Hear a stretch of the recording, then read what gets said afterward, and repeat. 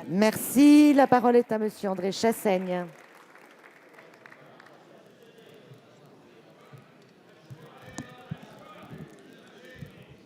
Monsieur le Premier ministre, permettez-moi de rendre hommage aux 33 femmes députées élues le 21 octobre 1945, 33 dont 17 communistes. Parmi elles, Raymonde Nedlec-Tillon, dernière députée survivante de ces élus. Elle fêtera demain ses 100 ans et nous lui souhaitons un bel anniversaire.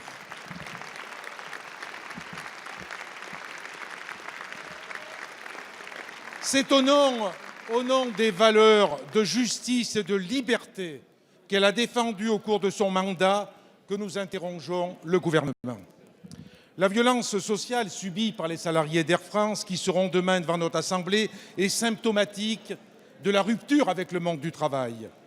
Une rupture installée malgré la conférence sociale qui se tenait ce lundi et ses efforts de mise en scène du dialogue social. Monsieur le Premier ministre, pour qu'il y ait dialogue social, une exigence s'impose, un respect mutuel des parties prenantes. Faut-il rappeler la loi Macron qui généralise le travail dominical et renforce les pouvoirs patronaux en matière de licenciement économique? Loi qui revient sur le devant de la scène avec un projet de décret complexifiant l'accès à la justice prud'homale. Faut-il rappeler la loi Rebsamen, inspirée du texte rédigé par le MEDEF après son rejet par les organisations syndicales? Faut-il rappeler la signature récente de l'accord sur les retraites complémentaires qui coûtera 300 millions au patronat, mais 5,7 milliards d'euros aux salariés retraités et qui repousse de fait l'âge du départ à la retraite à 60 ans. Le dialogue social nécessite que le gouvernement permette l'émergence d'un compromis. Pour cela, il ne faut pas prendre systématiquement le parti des employeurs. N'est-il pas urgent que le gouvernement prenne enfin en compte les revendications du monde du travail pour renouer, Monsieur le Premier ministre, avec le progrès social? Merci. La parole est à Monsieur le Premier ministre. Madame la Présidente, Monsieur le Président Chassaigne, vous avez eu raison d'abord de rendre hommage à ces femmes élues ici dans cette Assemblée.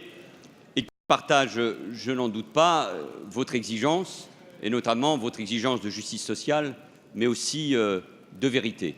Nous avons tenu avec le Président de la République, avec Myriam El Khomri, la ministre du Travail, et plusieurs membres du gouvernement, la conférence sociale en début de semaine, et elle a permis de bien travailler sur des sujets qui concernent les salariés d'abord, les salariés dans les entreprises et bien sûr les entrepreneurs, c'est-à-dire la préparation de ce rendez-vous essentiel pour la France, mais d'abord pour l'humanité, la COP21, la réflexion que nous devons avoir ensemble, notamment pour les salariés eux-mêmes, sur les changements profonds introduits par le numérique dans l'entreprise et dans le travail. Quelle est cette nouvelle France industrielle que nous devons bâtir et qui doit porter de la compétitivité et de la richesse pour nos entreprises?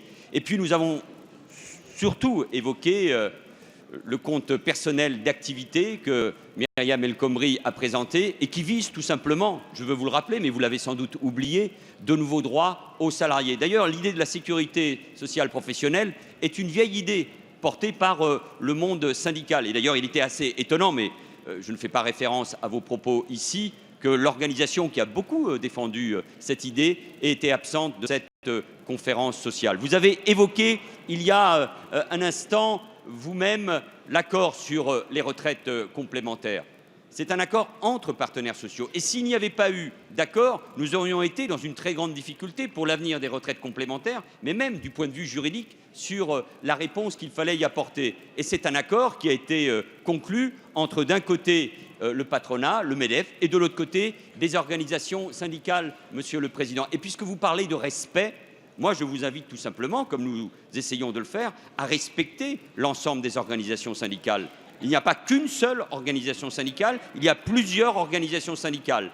Et respect, vérité et responsabilité, Monsieur le Président. Et dans ce moment-là que nous décrivons tous, difficile pour le pays, qui a besoin de dialogue, d'écoute, de respect pour les salariés eux-mêmes, il est essentiel que les partenaires sociaux se respectent, mais assument aussi leurs responsabilités en signant des accords. en signant des accords, parce que c'est le seul moyen d'avancer. D'ailleurs, on signe beaucoup d'accords dans les branches et dans les entreprises. Et je ne vois pas pourquoi on ne pourrait pas avancer et signer des accords, notamment au niveau interprofessionnel. Oui, respect, écoute des directions comme des salariés, respect de ceux qui les représentent, respect du dialogue social. Monsieur le Président, le seul message que je veux vous faire passer, c'est qu'à un moment où il y a ceux qui mettent en cause profondément le pacte social, qui veulent en finir avec le paritarisme, mettre en cause les syndicats, mettre en cause le dialogue social, il est essentiel qu'ensemble, et notamment les forces de gauche et de progrès, fassent vivre le dialogue social, le respect de tous. C'est le meilleur moyen pour avancer